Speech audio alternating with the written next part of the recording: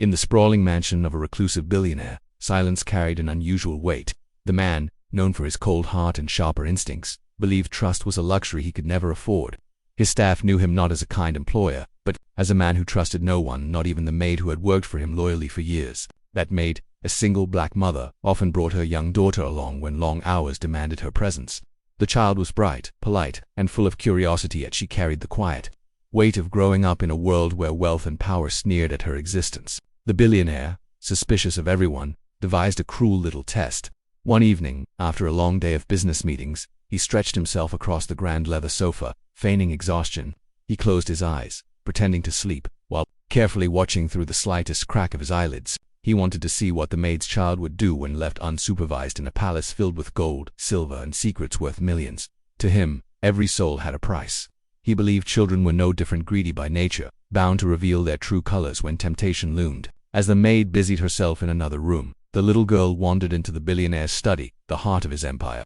Priceless antiques glimmered in the dim light. A safe stood partly open, and his phone, containing deals worth billions, rested on the desk. He waited for her to falter, for her innocence to crumble before temptation. What happened next made his heartbeat quicken. Instead of greed, he saw something entirely unexpected. Something that began to unravel the fortress of arrogance he had built his entire life upon. To be continued in Chapter 2. The billionaire's eyes, still half shut in false slumber, followed the girl. Her tiny hands brushed the polished edges of his desk, lingering near treasures most adults would kill for. But she didn't touch them. Instead, she pulled a small, worn notebook from her pocket and began scribbling carefully, her tongue peeking out in concentration. The billionaire's curiosity sharpened. What was she writing? She ignored the shimmering objects entirely, focusing instead on equations, numbers, and lines of thought far beyond her years. The notebook contained sketches of circuits, notes of inventions, and solutions to problems that even his team of engineers struggled with. He was stunned. This wasn't idle doodling, it was brilliance in raw form. Every figure she wrote seemed purposeful, every design a spark of genius hidden within her youthful mind. She wasn't tempted by wealth or distracted by power. She was consumed by creation. But then, something more piercing struck him. Her notebook bore words like, "Someday I'll make life easier for Mama, and no one will look down on us when I succeed." Her motivation wasn't greed, but love, determination, and the dream of lifting her mother out of hardship. The billionaire's chest tightened. He had set a trap expecting betrayal. Instead, he found purity, resilience, and brilliance more valuable than anything in his empire. Yet he didn't move. He wanted to see how far she would go, how deep her resolve ran. And then, as the maid entered quietly to fetch her daughter, the billionaire noticed something else: how quickly the girl hid her notebook. As if her dreams were too fragile for the world to see. He realized she was already protecting something priceless. To be continued in Chapter 3. That night, the billionaire couldn't sleep, not because of guilt, but because of obsession. He replayed every detail he had witnessed, the way that little girl's mind worked with precision, the humility with which she hid her genius, and the burning determination behind her every word. He began to secretly observe her. Days turned into weeks, and with every visit, his admiration deepened. She fixed broken gadgets in his mansion without being asked, solved puzzles his assistants failed at, and once, in quiet innocence, explained a complex problem in physics as if it were child's play. Yet she never bragged, she never sought attention.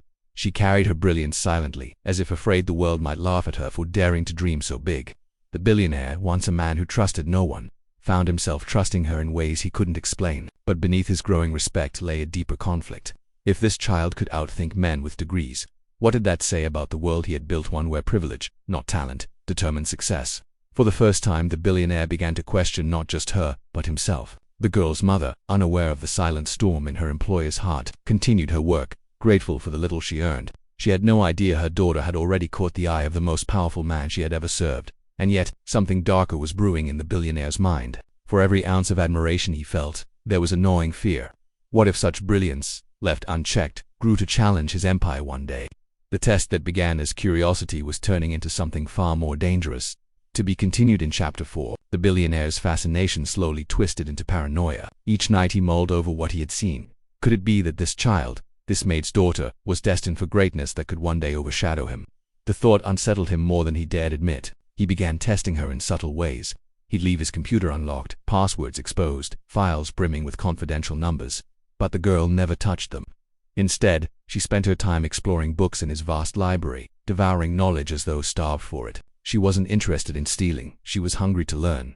Still, his pride wouldn't let him rest. He had built his empire on the belief that only cunning and suspicion kept him at the top. If this child proved him wrong, what would that mean for the life he had lived? One evening, after observing her once again sketching new designs in her notebook, the billionaire felt a surge of conflict. Part of him wanted to nurture her potential, but another part of the darker, selfish part wanted to crush it before it grew too powerful. His test had backfired. Instead of exposing weakness, it exposed truth. The truth that genius, love, and purity could exist in places the world least expected. But pride would not let him admit it yet. And so, with a cold heart, he began plotting the next stage of his test. A test not of temptation, but of endurance. To be continued in Chapter 5. The billionaire decided to push her. He created obstacles designed to frustrate and exhaust her, hiding her notebook, assigning her meaningless chores when she visited, even mocking her childish drawings in front of others. He wanted to see if her spirit would crack, but it did in single quotes t. Instead, the girl grew more determined. She stayed up late, sketching new designs in scraps of paper when her notebook was taken. She found ways to smile even when humiliated. Every attempt to break her only revealed the unshakable steel of her soul. For the first time in years, the billionaire felt something unfamiliar. He had wealth, power, and control, but here was a child with none of it, proving stronger than him. The breaking point didn't come for her, it came for him. One evening he found her asleep at the study table, her little hands still clutching her notes, her face resting against blueprints of dreams too big for a small body. And in that moment, the billionaire finally froze. Not because of greed, not because of betrayal, but because he saw himself who he might have been if life had not hardened his heart. To be continued in Chapter 6. The billionaire's eyes opened to a truth he could no longer ignore. All his life, he had surrounded himself with wealth, suspicion, and walls built from pride. But this child, the maid's daughter, had torn through them effortlessly with nothing but love, resilience, and brilliance. The test he designed to expose greed had revealed greatness instead. Greatness he could no longer deny. The next morning he quietly returned her notebook, untouched, but slipped inside was something new, the deed to a scholarship, a future secured, and resources beyond what she could ever dream. For the first time in his life he invested not in profit, but in potential. As the girl hugged her mother, unaware of the true magnitude of what had happened, the billionaire stood silently in the corner. His pride was wounded, but his spirit was transformed. He had seen the truth: greatness doesn't always wear a suit or sit in boardrooms. Sometimes, it carries a worn notebook in the pocket of a child. And with that revelation, the man who trusted no one finally understood trust not in money, not in power, but in the purity of a dream that could outlive him. The test was over, but the lesson would haunt him forever.